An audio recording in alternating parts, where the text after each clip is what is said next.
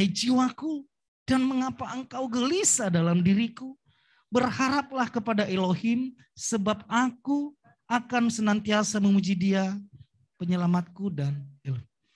Saya mencoba merasakan apa yang sedang dialami oleh kaum Korah ini. Kaum Korah ini orang yang melayani di bait suci. Mereka adalah dari suku Lewi.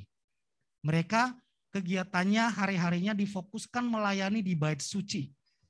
Saya sedang mencoba penderitaan apa yang dialami oleh Bani Korah, kaum Korah ini, sehingga dia sampai berkata, air mataku menjadi makananku. Karena kalau kita tidak mendalami, maka yang kita baca ini sepertinya hal yang biasa saja. Ternyata setelah saya pelajari, ini terjadi peristiwa ini, para pakar teolog berkata, ini terjadi di Babel. Mereka sedang ditahan, teraniaya. Karena itu orang Babel berkata, di mana Elohimmu? Kalau ada Elohimmu tidak mungkin engkau dibuang ke Babel. Mereka diolok-olok. Saya mencoba menerjemahkan dengan bahasa sehari-hari. Seperti apa penderitaan atau tekanan jiwa yang dialami Bani Korah sampai dia berkata, pujilah Tuhan hai jiwaku, mari kita memuji. Suatu hari ada seorang pengusaha, lalu dia bersama istrinya bersepakat untuk melayani Tuhan sepenuh waktu. Jadi mereka meninggalkan kerjaannya, bisnisnya untuk sungguh-sungguh memberikan hidup untuk melayani Tuhan. Setelah mereka melayani Tuhan, keuangan mereka semakin menipis karena tidak sama lagi dengan waktu mereka seorang pengusaha atau bekerja di sekuler. Makin hari makin habis uang mereka. Sementara pemasukan semakin menipis, pengeluaran semakin besar, makin banyak. Mereka menjadi olok-olokan. Kenapa melayani Tuhan? Kan tambah miskin kamu, tambah melarat. Karena mereka tahu bahwa mereka hidup untuk melayani Tuhan, bukan untuk berfoya-foya. Kalau untuk berfoya-foya ya saya harus pergi lagi berbisnis. Lalu beberapa tahun kemudian, istrinya mendapatkan kabar kalau suaminya kecelakaan dan akhirnya meninggal dunia. Dan itu membuat pukulan telak bagi si istri ini. Istri tidak dapat berbuat apa-apa lagi, tidak dapat berkata apa-apa lagi. Mereka punya anak, laki-laki satu, perempuan satu. Dia menangis dan menangis. Tapi dia masih punya kekuatan. Tuhan punya rencana yang baik.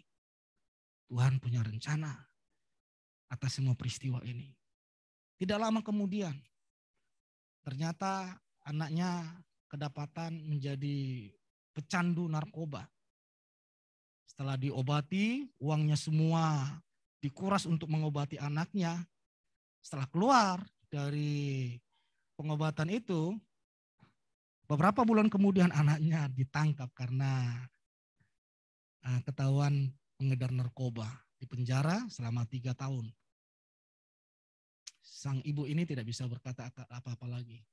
Tidak lama kemudian anak perempuannya ribut dengan suaminya, bertengkar. Saking ributnya akhirnya berujung kepada perceraian. Jiwanya sudah mulai sakit. Dia stres, dia tertekan. Akhirnya dia sakit. Setelah sakit, dia gagal ginjal dan berujung kepada cuci darah setiap minggu. Seminggu 1 kali cuci darah. Di rumah sakit dia berteriak, Tuhan, di manakah engkau? Kenapa engkau diam? Bukankah semuanya sudah aku serahkan untuk melayani Tuhan? Engkau ambil suamiku. Engkau rusak anak-anakku. Apa yang menjadi bagianku Tuhan? Karena semua keluarganya mengintimidasi dia. Kenapa tidak engkau pertahankan suamimu dulu untuk tetap bekerja, untuk tetap berbisnis? Sekarang setelah melayani Tuhan, keluargamu hancur. Itulah yang dialami Bani Korah. Dia sepenuh hati melayani Tuhan. Tapi dia bersama bangsanya harus ditawan, dibawa ke Babel. Katanya Tuhan maha besar, banyak mujizatnya. Nama Yahweh, nama yang kudus, Tuhan yang berkuasa. Kenapa umat pilihan harus dijajah dan dijadikan budak? Di sini kita belajar, saat hati sedang tertekan, jiwa sedang tertekan, apa yang harus kita lakukan? Mari kita buka poinnya.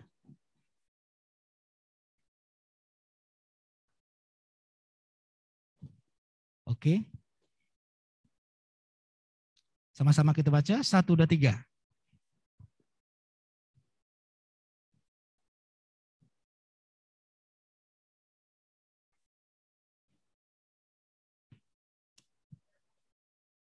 Karena di Babel mereka tidak dapat lagi berharap kepada Yahweh karena banyak dewa-dewa di sana. Banyak pilihan-pilihan Tuhan yang lain untuk berseru, untuk meminta pertolongan. Bisa dapat pergi ke Gunung Kawi, bisa dapat ke dukun, tapi dia berkata, walaupun aku di Babel, tempat penyembahan berhala, orang kafir, dia berkata, aku akan tetap berharap kepada Tuhan. Aku akan tetap berharap kepada Tuhan. Jadi poin yang pertama untuk memulihkan, menyembuhkan jiwa adalah berharap kepada Yahweh. Katakan amin. Berharap kepada Tuhan. Beberapa hari ini ada seorang foto model yang mati bunuh diri. Mungkin ada yang tahu ya. Ibu Yanti senyum kayaknya tahu ya. Kayaknya up to date ini Ibu Yanti. Namanya Novi Amelia. Wah, nggak ada yang tahu ya. Kelihatan jemaat YES Jakarta ini kesukaannya baca firman Tuhan. Merenungkan siang dan malam. Tidak ada waktu soal itu, Pastor. Keren, ajaib. Dia mati bunuh diri usianya masih 34 tahun. Perempuan ini dulu kasusnya itu menyetir sambil mabuk dan menabrak 7 orang. Mungkin stres, banyak masalah dan tidak kunjung selesai. Dan polisi menyelidiki perkara ini, murni kasus bunuh diri. Ini beberapa 2 minggu yang lalu. Saya kalau baca artikel seperti itu, saya tidak lupa membaca komentarnya. Karena komentar orang Indonesia lucu-lucu. Aduh cantiknya, coba seperti ini wajah istriku. Bisa komentar netizen Indonesia memang lebih sadis di seluruh dunia. Nomor 1 Indonesia itu paling sadis. Gitu. Kalau tidak ada pengharapan, 2 hasilnya. Hasil yang pertama adalah sakit jiwa. Orang yang sakit jiwa itu orang yang tidak dapat membendung permasalahan, persoalan, sehingga korsletlah. Dan kedua, kalau tidak sakit jiwa, bunuh diri. Karena dia merasa permasalahan itu, kalau saya tidak bunuh diri, maka permasalahan itu yang akan membunuh saya. Jadi jalan yang paling singkat untuk menyelesaikan masalah adalah bunuh diri. Padahal itu jalan menuju permasalahan yang kekal. Hindari bunuh diri. Jika ada niat saudara bunuh diri, udah tutup rapat-rapat, itu bukan solusi terakhir. Justru itu menambah permasalahan yang besar, bukan hanya dalam hidupmu, tapi bagi semua keluarga yang ditinggalkan. Ketika kabar buruk datang, ingatlah selalu ada kabar baik dari Tuhan. Pegang ini. Ketika kabar buruk datang, tiba-tiba datang dalam hidupmu. Langsung ingatlah selalu ada kabar baik dari Tuhan.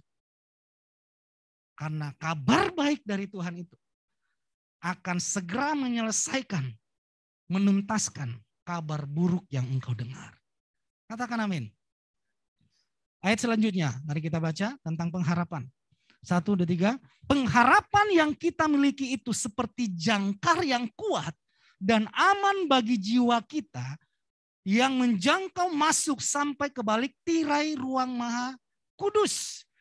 Jadi orang yang berharap kepada Tuhan Yesus, pengharapan itu digambarkan sebagai jangkar. Nah, jangkar ini tujuannya kalau kapal sebesar apapun kalau dia berlabuh, maka dibuatlah jangkar supaya kapal itu tidak terombang-ambing oleh ombak, oleh badai yang sedang terjadi di atas sana. Sehingga dia tetap alami badainya sih, oleng seperti itu. Tapi dia tidak akan bergeser dari tempatnya itu karena ada jangkar. Nah, jangkar ini yang disebut pengharapan. Seakan-akan orang berkata, Jemaat IHS Jakarta ini kok kuat ya menghadapi COVID ya.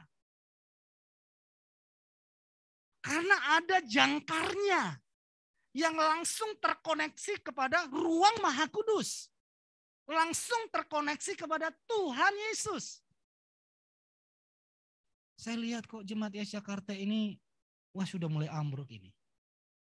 Usahanya udah mulai bangkrut ini.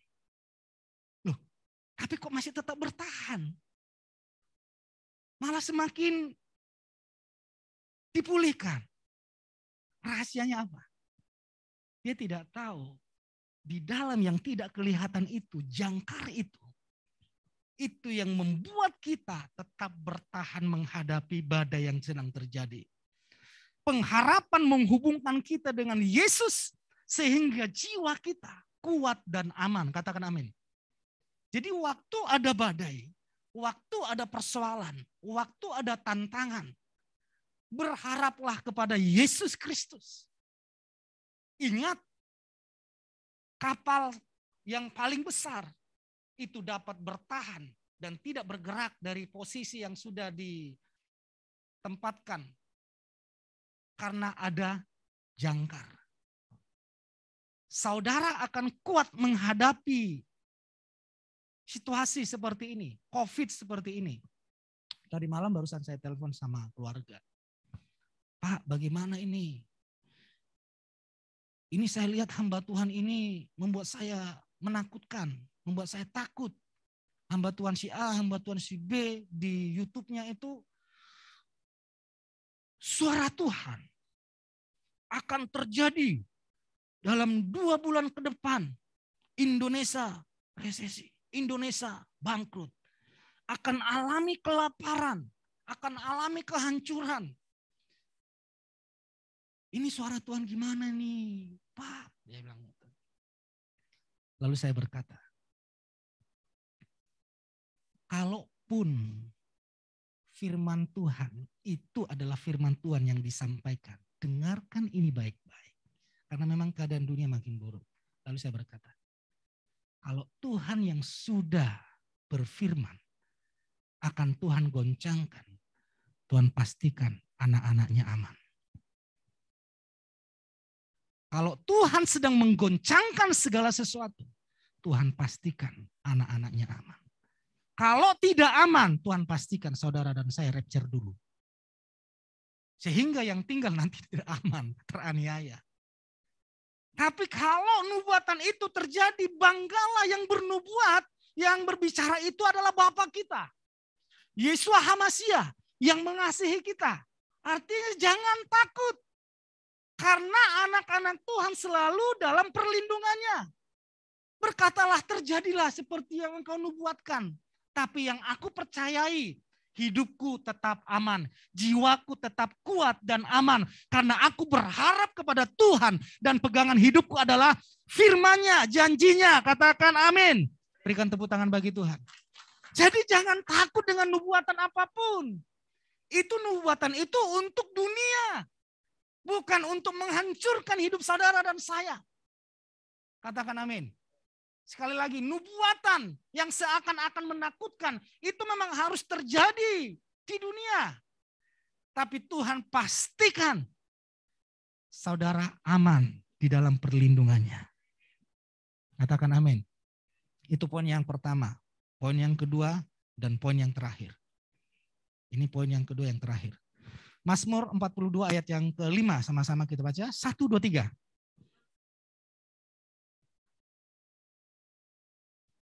Aku pergi bersama orang banyak.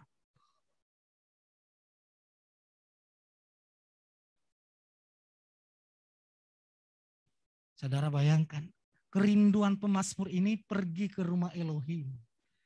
Rumah Elohim itu adalah bait suci. Tapi bait suci itu tidak ada di Babel. Sehingga di ayat yang kedua dia berkata, hatiku haus seperti rusa. Sehingga ada pujian, seperti rusa rindu, sungaimu jiwaku rindu engkau. Enaknya nyanyinya ya. Tapi latar belakangnya itu menyedihkan. Saudara kalau suka pujian gitu, cobalah mencari latar belakangnya. Kebanyakan latar belakangnya itu dihasilkan dari hal-hal yang tidak mengenakan. Tapi itu menjadi baik bagi orang lain. Berikan tepuk tangan bagi Tuhan kita. Hatinya haus ke rumah Elohim. Jadi poin yang kedua, poin yang pertama adalah berharap kepada Tuhan. Yang kedua datang ke rumah Elohim. Datang ke rumah Tuhan, katakan amin. Rumah Tuhan itu Yesus berkata, robohkan bait suci ini. Dalam 3 hari aku akan mendirikannya. Bait suci yang dimaksud adalah tubuhnya. Robohkan, bunuhlah. Maka pada hari yang ketiga dia akan bangkit. Yesus adalah bait itu. Dan setelah dia naik ke surga, Yesus berkata, engkaulah bait itu. Engkaulah tubuhnya itu. Jadi poin yang kedua adalah waktu musibah jiwa tertekan, yang kita lakukan adalah datang ke rumah Tuhan. Apa maksudnya rumah Tuhan? Rumah Tuhan tempat pujian. Rumah Tuhan tempat penyembahan. Rumah Tuhan tempat kabar baik. Rumah Tuhan tempat kuasa Tuhan dicurahkan, katakan amin. Jangan datang ke tempat yang lain. 1 minggu yang lalu saya ditelepon seorang ibu dari Bekasi. Satu hari saya tidak terlalu serius menanggapi teleponnya. Tapi karena dia rutin telepon saya. Kenapa? Ada apa, Bu? Ternyata anaknya ini berhubungan dengan anak yang lain, ya iyalah. Lalu terjadi hal-hal yang buruk sehingga harus masuk ke persidangan. Perempuan ini harus memenjarakan si laki-laki itu. Tapi dalam tempo yang sangat singkat, bisanya perempuan ini tergila-gila kepada laki-laki ini. Padahal awalnya dia mau memenjarakan. Waktu yang sangat singkat. Dia mau datang ke rumah laki-laki itu, mau nginap di sana, sampai orang tuanya tidak dapat berbuat apa lagi. Kok berubah total? Dia cari-cari yang lain. Lalu ketemu dengan saya, dia telepon. Bukan sudah ada yang melayani, sudah. Dia ketawa. Aneh Pak, banyak para pendeta-pendeta. Saya minta pertolongan. Malah mereka rebutan, saya jadi jemaatnya. Saya kan butuh pertolongan. Mereka rebutan, jangan dikonseling. Saya yang konseling, jangan konseling, saya konseling. Kan saya butuh pertolongan Pak, bukan butuh direbutin katanya. Lalu saya bertanya, Bu, apa yang menjadi alasan Ibu menghubungi saya dan bagaimana caranya nomor saya bisa Ibu hubungi? Saya tidak tahu Pak, saya hanya mencari pertolongan Tuhan. Saya tidak, memang dulu latar belakang saya penyembah berhala. Tapi saya tidak datang lagi ke dukun, saya tidak datang lagi ke orang yang punya ilmu-ilmu. Ada sih keluarga saya Kristen sih, tapi saya diarahkan datang ke kuburan membawa tanah kuburan itu. Jadi dilemparin di kamar dan ke anaknya itu supaya roh jahat itu atau santet guna-guna itu hilang. Orang Kristen masa modelnya seperti itu Pak. Terus kenapa nomor saya bisa sampai ke ibu? Saudara, jawabannya membuat saya tertawa. Istri saya juga tertawa. Saya cari di Google, hamba Tuhan pengusir setan. Terus apa hubungannya dengan saya? Muncul nama Bapak YHS Jakarta. Kapan saya membuat status hamba Tuhan pengusir setan? Saya ketawa. Istri saya langsung keras ketawanya. Memang Papa kalau marah wajahnya itu menakutkan. Ini didengar loh. Saya bilang, saya enggak pernah buat status seperti itu. Tapi kalau Tuhan mempertemukan ibu dengan saya, Tuhan mau menyelesaikan masalah ibu. Saya ajari, jangan hubungi siapa. Jika ibu percaya saya dapat mengusir setan, ibu pun dapat mengusir setan. Jangan mengemis, tapi berdiri dengan kuasa dari Tuhan. Berdiri memakai otoritas dari Tuhan. Doakan anakmu. Saya berapi-api saat itu. Lalu dia praktekkan. Saudara, besoknya. Setelah itu datang anaknya, didoakan tumpang tangan. Bukan lagi Tuhan, bukan. Dalam nama Yesus. Saya perintahkan keluar. Dalam nama Yesus. 2 hari dilakukan. 3 hari yang lalu dia telepon saya. Pak, anak saya sudah kembali marah. Marah kepada si laki-laki itu. Mama, Papa, penjarakan dia. Dia bilang gitu. Oh, anak saya sudah normal. Jangan datang ke Gunung Kawi. Waktu engkau alami tekanan, jangan datang ke tempat yang salah. Jangan curahkan isi hatimu kepada orang yang salah. Jangan ceritakan masalah badai hidupmu kepada orang yang salah. Datanglah ke rumah Tuhan. Artinya datang ke tempat orang yang membawamu memuji Tuhan. Ke tempat orang yang membawamu memuliakan Tuhan. Ke tempat orang yang membawa kita untuk beribadah kepada Tuhan. Tetaplah beribadah, katakan amin. Jadi kalau ada jemaat tidak beribadah, padahal sudah ada 2 pilihan toh. Ibadah onsite, ibadah online. Kalau tetap tidak lagi beribadah, terus kepada siapa lagi pengharapannya? Kita percaya saudara yang beribadah hari ini secara onsite dan online, saudara adalah orang yang berharap kepada Tuhan, orang yang selalu mengandalkan Tuhan, dan pertolongan Tuhan, mujizat Tuhan, kesembuhan Tuhan akan terjadi, bahkan berkat Tuhan dari hari ke hari terus terjadi dalam hidup saudara, terus terjadi dalam hidup saudara, sehingga pemulihan itu benar-benar engkau dapat menikmatinya. Berikan tepuk tangan bagi Tuhan kita. Katakan amin. Teman musik boleh maju ke depan. Seharusnya Pak Narang yang khotbah ya. Ini pengkhotbah yang tahun lalu dan diaken dari Palangkaraya. Dan sudah di booking Pak untuk KKR nanti di Paskah. Kita doakan Paskah supaya berjalan dengan baik. COVID di situ sudah turun drastis dalam nama Yesus Masya. Kesimpulannya adalah harapan tidak mengecewakan. Ibadah membuat jiwa kuat dan aman karena mengandung janji. Katakan amin. Ibadah itu. Tuhan berkata, jangan menjauhkan ibadah. Jangan menjauhkan diri dari ibadah. Karena ibadah itu berguna. Baik hidup yang akan datang maupun hidup sekarang ini. Janjinya itu dari Tuhan. Ibadah itu membuat jiwamu. Saya percaya waktu saudara beribadah seperti ini, jiwamu dikuatkan. Dan engkau merasakan aman. Dan kita merasakan akan datangnya pertolongan Tuhan yang membuat jiwaku, keluargaku, ekonomiku, bahkan seluruh alami pemulihan. Katakan amin. Berikan tepuk tangan bagi Tuhan kita.